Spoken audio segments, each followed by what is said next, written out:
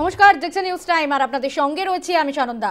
প্রথমে যেদিকে নজর রাখবো, বিজেপির আইন অমান্য কর্মসূচি এবং তাকে ঘিরে ধুন্ধুমার পরিস্থিতি। নেতৃত্বে ছিলেন বিজেপির রাজ্য সভাপতি সুকান্ত মজুমদার। আপনাদের জানাবো, বালুরঘাটে মিছিল ঘিরে ধুন্ধুমার পরিস্থিতি। জেলা প্রশাসনিক ভবনের সামনে ভাঙা হলো পুলিশের ব্যারিকেড।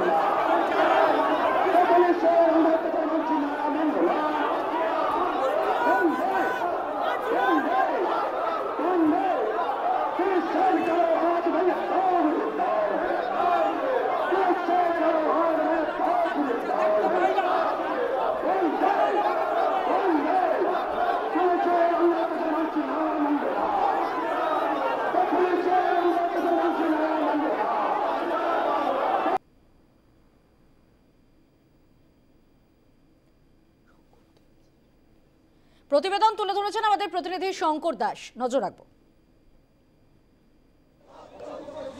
দফা এক দাবি এক, সেই একই দাবিতে আজকে বালুরঘাটের রাস্তায় সুকান্ত মজুমদার এবং তার নেতৃত্বে বিজেপির কর্মী সমর্থকরা রাজ্য জুড়ে চলা সে যে অস্থির পরিস্থিতি, বিশেষ করে মুর্শিদাবাদের ঘটনা এবং সেই সঙ্গে বিভিন্ন ক্ষেত্রে যে দুর্নীতির অভিযোগ, সেই অভিযোগেরকে সামনে রেখে আজকে সুকান্ত মজুমদারের নেতৃত্বে বালুরঘাটে এক প্রকার আইন অমান্য কর্মসূচি পালন করছে বিজেপি।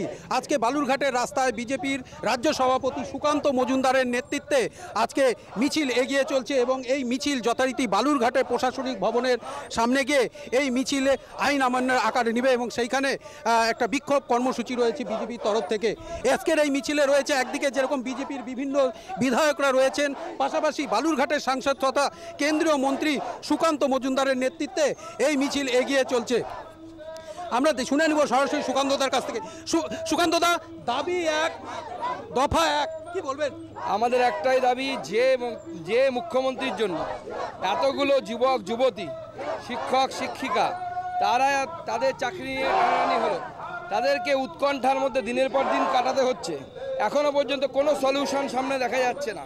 প্রায় 22 থেকে 23 লক্ষ যুবক যুবতী পরীক্ষায় বসেছিল, তারা এই দুর্নীতির শিকার হয়েছে। শুধু তাই নয়, তার সাথে মুর্শিদাবাদে হিন্দুদের উপর যে ধরনের আক্রমণ, এই আক্রমণ আমার পরিষ্কার মনে হচ্ছে মমতা বন্দ্যোপাধ্যায় চাকরি দুর্নীতি থেকে চোখ ঘোরানোর জন্য এই দাঙ্গার প্ল্যানিং করেছে। আজকে রাজ্যপাল মুর্শিদাবাদে গিয়েছেন, প্রথমে তাকে ধুলিয়ানে ঢুকতে দেওয়া হয়নি, পুলিশ নিয়ে যায়নি, পরবর্তীতে এলাকার মানুষের দাবিতে তিনি দ্বিতীয়বার সেখানে গিয়েছেন।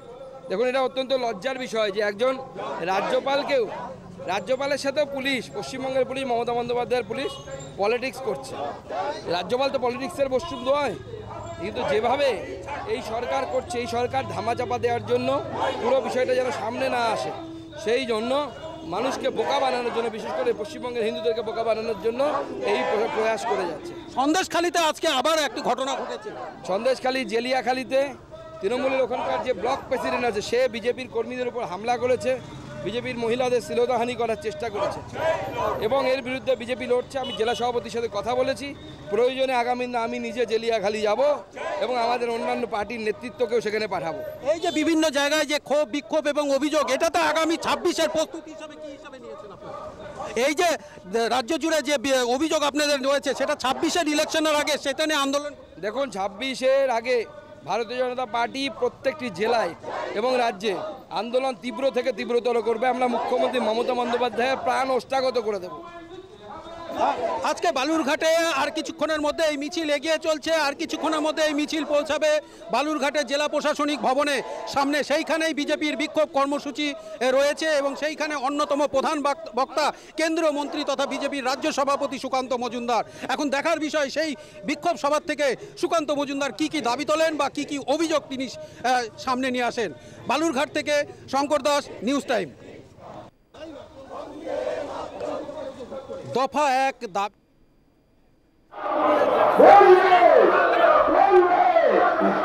যে ছবি আপনাদের সামনে আমরা এই মুহূর্তে তুলে ধরছি, আপনারা দেখছেন যে বিজেপির আইন অমান্য কর্মসূচিকে ঘিরেও ধুমধুমার পরিস্থিতি তৈরি হয় এবং এর নেতৃত্বেই ছিলেন বিজেপি রাজ্য সভাপতি সুকান্ত মজুমদার। বালুরঘাটের ছবি আপনাদের সামনে তুলে ধরছি, সেখানে বালুরঘাটে মিছিল ঘিরে ধুমধুমার পরিস্থিতি। জেলা প্রশাসনিক ভবনের সামনে ভাঙা হলো পুলিশের ব্যারিকেড এবং সে সময়ই পরিস্থিতি উত্তপ্ত হয়ে ওঠে।